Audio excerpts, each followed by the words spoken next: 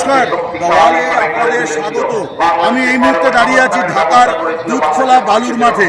এখানে মঞ্চে এখন রাত্রি 9:30 বাজে। মঞ্চে এই মুহূর্তে বক্তব্য রাখছেন বাংলাদেশ জাতীয়তাবাদী দল বা বিএনপি চেয়ারম্যান তারেক জিয়া। তিনি আজকে ঢাকায় এবং গোটা বাংলাদেশে আজ সোমবার জাতীয় সংসদ নির্বাচনের প্রকাশ্য প্রচার শেষ হয়ে যাবে। ঢাকায় মোট 20টি আসন আছে। জাতীয় সংসদের 300 আসনের মধ্যে 20টি ঢাকায় আছে। এই 20টির মধ্যে রবিবার এবং সোমবার মিলিয়ে তারেক রহমান মোট 14টা জনসভা করলেন এবং এবারের নির্বাচনে তিনি 13 দিনে মোট 64টি জনসভায় ভাষণ দিয়েছেন। এই জনসভাটি তার অন্তিম জনসভার ঠিক আগের জনসভা। তারেক জিয়াকে দেখার জন্য হাজার হাজার মানুষ এখানে জড়ো হয়ে আছে এবং তারেক জিয়ার এখানে আসার কথা ছিল বিকেল 6টা সাড়ে 6টার সময়, কিন্তু তিনি এসছেন 9টা নাগাদ। কিন্তু মানুষ কিন্তু পায়ে দাঁড়িয়ে আছে এবং লক্ষণীয় যে এই জনতার মধ্যে একটা বড় অংশ যেমন নারী, তেমনি একটা বড় অংশ হচ্ছে তরুণ সমাজ এবং যুবক।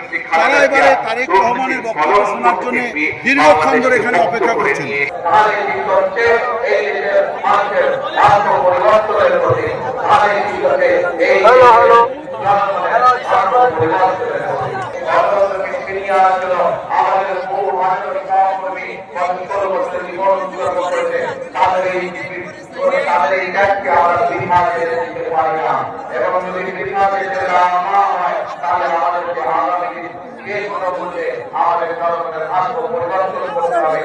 তারেক রহমানের কাছে এবারের নির্বাচন অত্যন্ত গুরুত্বপূর্ণ। এই প্রথম তিনি বাংলাদেশে কোনো নির্বাচনের প্রার্থী এবং এই প্রথম তিনি দলের কাণ্ডারি। সদ্য প্রয়াত হয়েছেন বিএনপি চেয়ারপারসন এবং 3বারের সাবেক প্রধানমন্ত্রী খালেদা জিয়া। ফলে এখন তারেক রহমানের ওপরে কিন্তু গোটা দলের ভার। ফলে এইটা যেমন তার কাছে একটা সুযোগ, তেমনি তার জন্য একটা বড় চ্যালেঞ্জও বটে। এটা লক্ষণীয় যে এবারে নির্বাচনে বিএনপি কি বলছে। বিএনপি ধানের শীষে ভোট দেওয়ার কথা বলছে। তারা বলছে যে ধানের শীষ শুধুমাত্র ধান নয়, এটা আসলে একটা প্রগতির মানে প্রতীক। এছাড়া তারা বারে বারে মুক্তিযুদ্ধকে রক্ষা করার কথা বলছে, মুক্তিযুদ্ধের চেতনা রক্ষা করার কথা বলছে, বারে বারে বলছে 71কে আমাদের রক্ষা করতে হবে। তার একটা বড় কারণ হচ্ছে এবারে ময়দানে আওয়ামী লীগ নেই, কিন্তু বিএনপির প্রধান প্রতিপক্ষ জামাতে ইসলামী, যাদের বিরুদ্ধে মুক্তিযুদ্ধের বিরোধিতা করার অভিযোগ বারে বারে ছিল। তাই বিএনপি বারে বারে বাংলাদেশের মানুষকে বলছে যে মুক্তিযুদ্ধকে অস্বীকার করে বাংলাদেশ কোনোভাবে এগোতে পারবে না। ফলে বাংলাদেশের ভিত্তিভূমি হচ্ছে মুক্তিযুদ্ধ।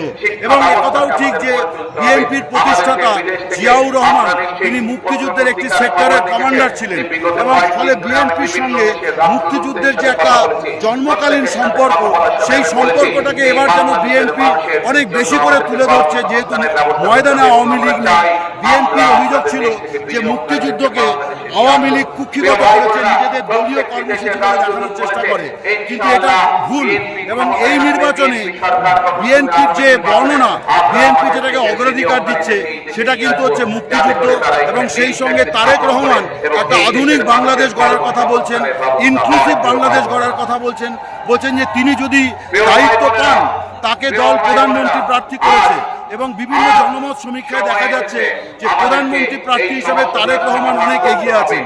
এই যে এবং বিএনপি সরকার গড়বে বলেও বিভিন্ন সমীক্ষায় বলা হয়েছে। যদিও অনেকেই বলছেন যে শেষ কথা বলবে ইলেকশন ইঞ্জিনিয়ারিং, যারা ইঞ্জিনিয়ারিং ভালো করবে তাদের জয় নিশ্চিত।